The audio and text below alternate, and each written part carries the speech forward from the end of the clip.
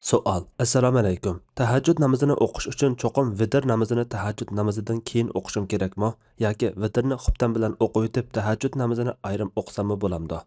Javob. Va alaykum assalom va rahmatullohi va barakatuh. Vitr namozini oxirgi namoz qilib o'qish sunnatdir.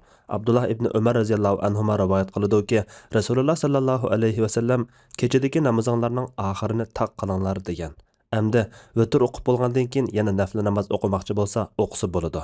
Undan keyin vitrni qayta o'qimasimi bo'ladi. Bu ko'pchilik olimlar tanlagan kuchli qarashdir. Abu Jamra rivoyat qilib bundoq dedi. Aiz ibn Amr radhiyallohu anhu Rasululloh sallallohu alayhi va sallamning daraxt ostida bay'at qilgan sahobalardan edi. Men uningdan vitr o'qib uxlab qolgandan keyin burunqisi bekor qilinib qayta o'qilamdi deb so'rasam, u kechining avvalida vitr o'qisang, oxirida o'qimagan dedi.